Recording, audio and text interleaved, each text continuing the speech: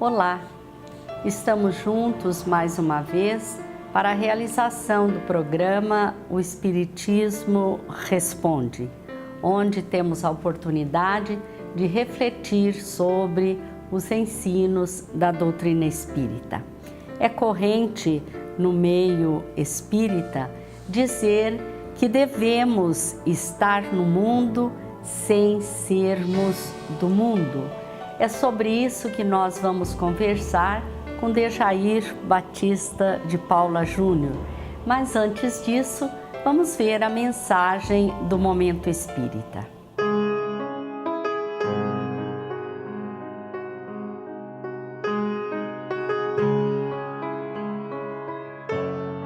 Pai, sabia que você é o meu melhor amigo de todo mundo? Foi o que Bernardo, de 5 anos, disse ao seu pai algumas vezes. A noção de amizade para uma criança nessa idade é muito especial. E talvez nossa compreensão de adultos não consiga explicá-la racionalmente. O que ele entende como amigo? Quem está sempre junto? Quem brinca com ele? Quem está ali por perto quando ele precisa? Alguém em quem ele confia, falando sempre a verdade? Alguém com quem tem assuntos em comum? Os pais, que são também amigos de seus filhos, têm a oportunidade de conquistar seu amor de uma forma única e preciosa. Frisamos o também, pois os pais na posição em que estão não podem ser apenas amigos, pois têm outras responsabilidades. E há momentos em que a autoridade de pai, de mãe, precisa sobressair. Porém, o ingrediente amizade na relação pais e filhos é fundamental. Quantos pais de filhos adolescentes estão por aí, hoje, desesperados, pois não conseguem se comunicar com seus filhos? Resolveram tardiamente serem amigos deles, bater um papo, serem confidentes, quem sabe. Mas sem nunca antes terem se aproximado de forma adequada para que hoje pudessem desfrutar dessa posição. Sim, quem quer poder ter um bom diálogo com seus filhos adolescentes, precisa merecer essa confiança, necessita ter conquistado esse lugar na vida deles desde cedo. E é isso que vemos pouco nas famílias. Vemos 2 mundos afastados, o mundo das crianças e o mundo dos adultos. Crianças não podem falar sobre questões de adultos, e adultos não valorizam os assuntos das crianças. E assim vamos criando um vale entre nós e eles, um em cada mundo. Os diálogos são poucos. Gradativamente eles vão perdendo o interesse em conversar, em perguntar, pois desmerecemos a compreensão que eles têm de mundo. Grande erro nosso como pais e educadores. As crianças precisam participar de nosso mundo, de nossos assuntos, de nossos problemas e soluções. Obviamente, com critério e cuidado, adequando a linguagem, as explicações e a profundidade do tema, veremos que podemos falar de tudo com elas hoje em dia. E elas precisam opinar, precisam ter a possibilidade de debater sobre os mais variados temas do dia a dia. Assim, não as ignoremos quando dão suas opiniões, por mais absurdas que possam parecer. Amigos falam a respeito de tudo. São confidentes. Não têm vergonha de expor suas fragilidades, suas dúvidas e incertezas. Amigos penetram um no mundo do outro. Assim, que tal sempre que possível fazer uma breve viagem pelo mundo das crianças, com seus heróis, brinquedos, com sua imaginação fantástica? Elas gostam tanto quando nos veem mergulhados em suas histórias, em suas brincadeiras. Vamos perceber que nos será agradável também. Basta se deixar levar. Há tanto que eles podem nos ensinar sobre a vida. Criando esse diálogo, essa abertura com eles desde cedo, desde a barriga da mãe, certamente seremos amigos de nossos filhos também. E com isso, ganharemos confiança e uma via segura para alcançar seu coração. Para ser o melhor amigo de todo mundo, precisamos estar lá no mundo deles e, sempre que possível, deixá-los conhecer o nosso.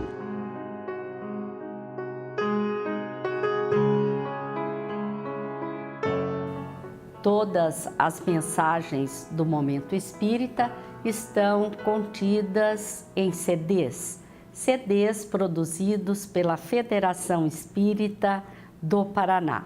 Hoje está conosco Dejair Batista de Paula Júnior, que é presidente da Associação Espírita de Maringá.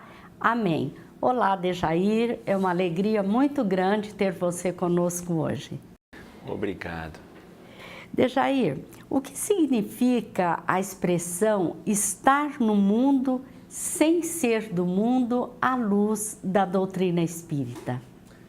É uma expressão muito coloquial, usada por quase todas as pessoas de várias religiões diferentes, e não foi Jesus ou Paulo ou algum outro apóstolo que disse essa frase, mas está intrínseco nas suas falas que nós devemos estar no mundo sem ser no mundo. O verbo estar mostra um período efêmero, e o verbo ser mostra como se você estivesse pertencendo, né? Você é alguma coisa. E assim nós podemos dizer que quando eu estou, é um período transitório. Ou seja, eu preciso estar no mundo, eu preciso conviver com as pessoas. Eu preciso estar em contato com todos os vícios, as paixões que os nossos irmãos e que nós também as temos, mas para fazer esse esforço, essa luta íntima de progresso. E é muito interessante, hoje, é algo normal, aceitável, por exemplo, o consumismo, o materialismo, o desperdício. E nós precisamos tomar muito cuidado com esses maus hábitos que nos denigrem perante os espíritos superiores, né? Por isso que a doutrina espírita, que é uma doutrina focada na lei de progresso, onde todos nós, por meio da reencarnação, vamos progredindo dentro da lei divina. Estar no mundo envolve os prazeres da vida, não é? E como que nós devemos ver esses prazeres que a vida nos oferece?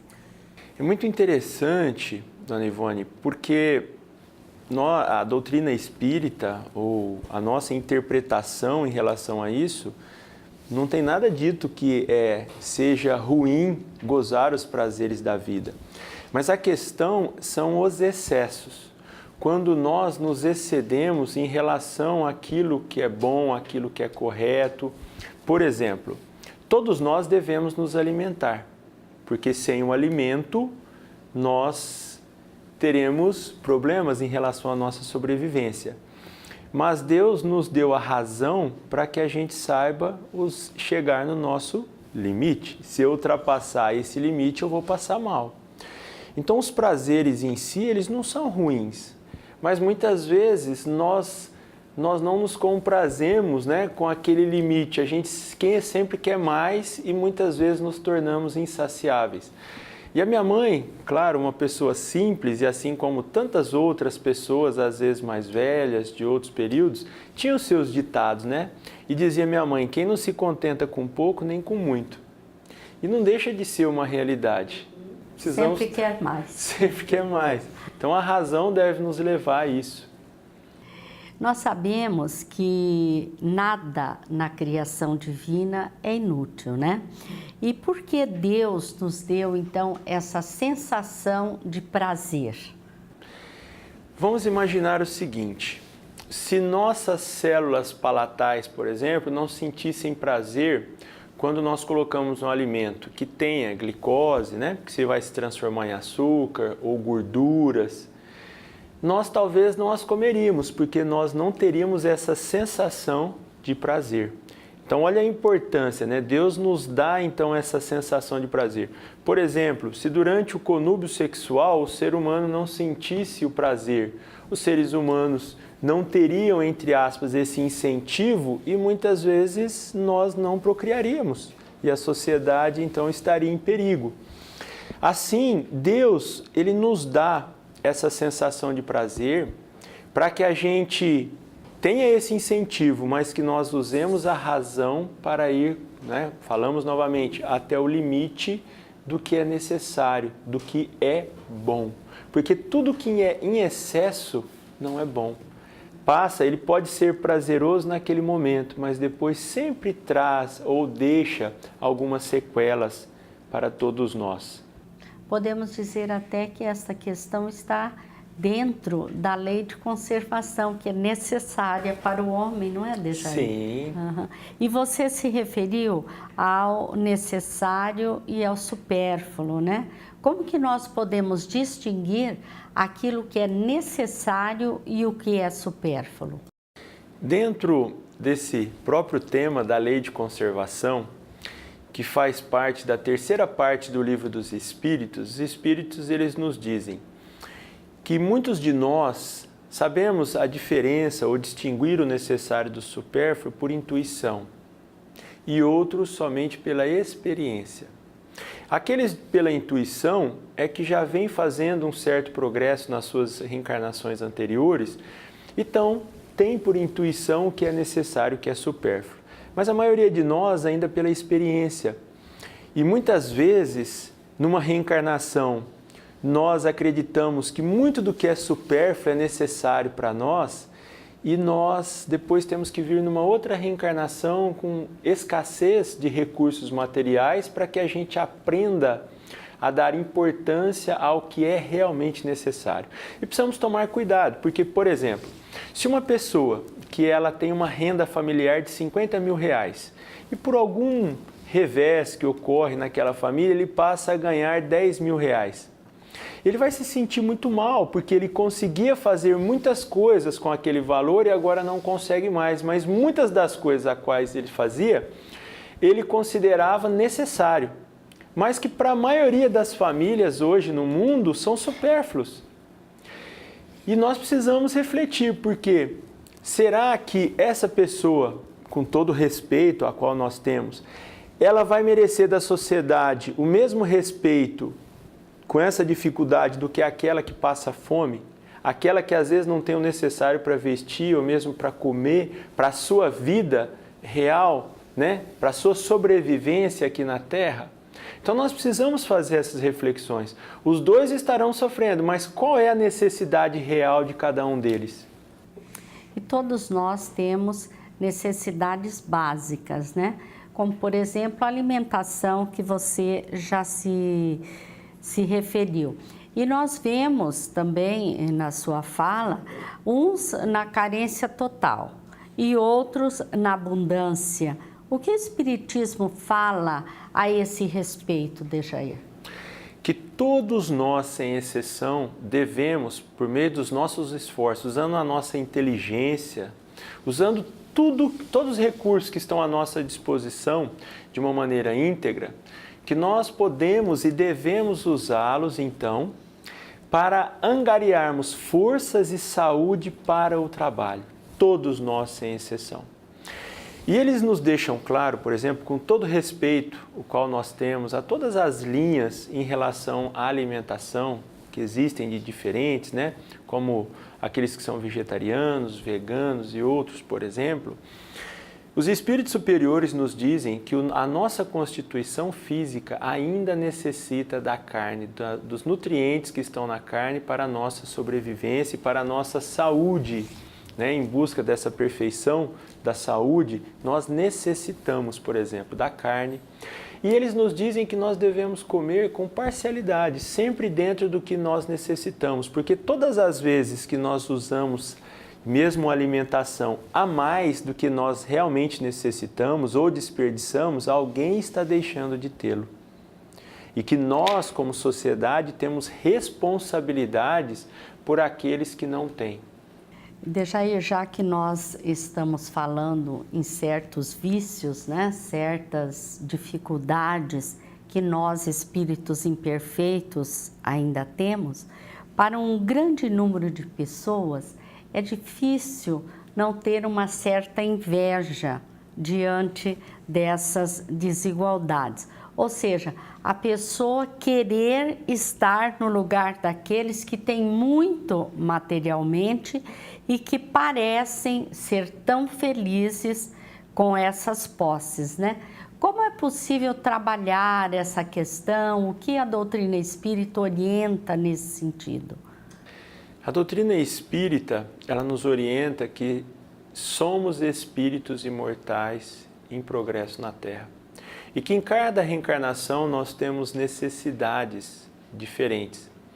E muitos desses que nós dizemos ricos de recursos materiais no nosso planeta, podem estar passando por provas, nas quais eles serão responsabilizados pela forma que passarem por essas provas. Então, por exemplo, se eles têm muitos recursos materiais e eles os usam ou usufruem somente para as suas próprias paixões, para os seus prazeres pessoais, eles talvez sofrerão muito no futuro vindo com escassez, vindo com dificuldades nessa área.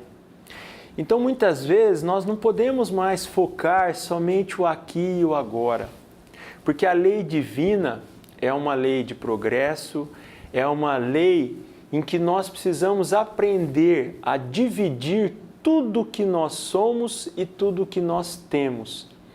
Porque essa é a lei, é isso que Jesus nos ensinou.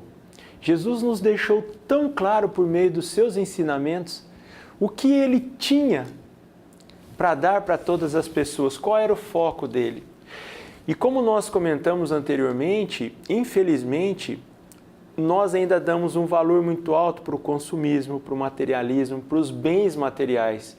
E isso, na verdade, nos traz felicidade? Basta nós analisarmos quantos atores, atrizes, que às vezes suicidam, que merecem todas as nossas preces, o nosso respeito, o nosso carinho, pois passam por muitas dificuldades, porque é um mundo muito difícil de resistir a algumas tentações e passarem por certas privações. Mas claro que tinham condições de passar se realmente fizessem os seus esforços, e que todos nós necessitamos de fazê-lo para passar por essa vida e para sermos felizes, porque quanto mais a gente se afasta da lei divina, mais infeliz nós somos. E quanto mais nós nos aproximamos, mais felizes nós seremos. Então é muito importante nós refletirmos que a divindade é perfeita e que nós estamos na família certa. Nós estamos com os recursos materiais corretos, tudo aquilo que é necessário para o nosso progresso, para a nossa felicidade. Mas tudo isso dependerá de como nós nos ajustamos, como nós vemos, como nós enfrentamos todas essas situações. O Livro dos Espíritos trata da maior chaga da humanidade.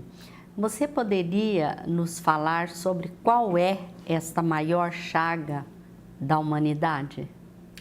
É o egoísmo, que é tão difícil de nós lutarmos contra. Porque existe não só esse egoísmo íntimo em nós, né, que nós pensamos só em nós e que somos muito importantes e que nós necessitamos mais do que os outros, mas há o egoísmo de família, há o egoísmo de casta, há o egoísmo institucional, o egoísmo em relação à nação. E nós precisamos tomar muito cuidado, porque dizem os espíritos superiores que a nossa sociedade ela somente evoluirá quando nós nos esforçarmos para nos educarmos, mas não essa educação somente intelectual, mas aquela educação de manejar, de formar caracteres, na qual Kardec explica tão bem na questão 685A, né, no seu comentário no Livro dos Espíritos, essa educação de formar caracteres, que ele explica que é o conjunto de hábitos adquiridos e que todos nós, como sociedade, nós devemos realizar isso. É muito importante essa educação moral para nós combatermos esse egoísmo. E quanto mais as outras pessoas, elas percebem que os demais não pensam nelas, mais elas focam a si mesmo. Então acaba sendo um círculo vicioso, o qual nós precisamos rompê-lo. Precisamos cortar esse círculo vicioso. Nós precisamos começar a fazer esse esforço de pensar no outro, de auxiliar, de amparar, de nos esforçarmos para educar o outro, mas principalmente pelos nossos exemplos. Porque quando esses outros perceberem que nós estamos pensando neles, fazendo esforço por eles, eles também começarão a seguir esse exemplo e fazer pelo outro. Então, cortar esse círculo vicioso em nós, que nós trazemos de séculos e séculos, já está na hora, e a razão nos mostra isso. E dizem os espíritos superiores que isso ocorrerá quando nós percebermos que as consequências do egoísmo, elas são tão desastrosas para a nossa felicidade, que nós percebermos que ele é o causador de tanta tristeza, de tantas dificuldades que nós mesmos somos responsáveis, nós começaremos esse esforço, esse processo de mudança íntimo para a caridade, que Jesus nos demonstrou tão claramente enquanto esteve conosco, que a benevolência para com todos, a indulgência com as imperfeições dos outros e o perdão às ofensas. Diante dessas colocações, nós podemos concluir que nós, enquanto sociedade, somos os grandes responsáveis por essa onda de violência, de crimes que paira na sociedade, não é, Dejair? Sim, Dona Ivone. O Livro dos Espíritos, ele, para mim, é um dos maiores compêndios que a humanidade tem para si, porque ele fala de todos os assuntos, os Espíritos penetram em praticamente todos os assuntos pertinentes a nós, à sociedade, à humanidade. E eles nos deixam claro algo que muitas vezes até nos machuca. Que todas as vezes que um homem cai em um vício, em uma perdição, em alguma dificuldade, eles deixam claro que nós, como sociedade, nós somos os responsáveis por essa queda. Porque se todos nós estivéssemos nos esforçando para ajudarmos uns aos outros, para realizar essa educação moral, quantos de nós não mais teríamos esses vícios, essas más tendências seriam cortadas, nós faríamos esforços então para ajudarmos uns aos outros. Então, mais uma vez, a caridade necessita estar presente e o egoísmo, ele precisa ser cortado. Porque muitas vezes nós nos esforçamos para ganhar mais, para fazermos mais. Há pessoas, por exemplo, que aumentam a altura dos seus muros, contratam seguranças para os seus filhos, para a sua família, mas não se esforça para fazer mais pela própria sociedade. Que ali é que está, para o próprio futuro dos seus filhos e netos, ali está a resposta. É a educação de nós, como um povo, como irmãos em Deus. E é isso que nós precisamos parar para refletirmos. E como fazer para combater esse egoísmo? Qual é a orientação do Espiritismo? A doutrina espírita, ela diz justamente alguns pontos que nós já comentamos, né? Que nós devemos fazer reflexões, que esse egoísmo, ele é um mal para nós, porque nós ainda sentimos, é uma cultura que nós temos, que se nós não pensarmos em nós, ninguém pensará. E essa cultura, ela precisa ser combatida, de pensarmos em nós. Então nós estamos num local, muitas vezes presenciamos, às vezes alguém vai sortear alguma coisa, vai fazer algo, ou tem uma loja, vai fazer algo, um produto mais barato.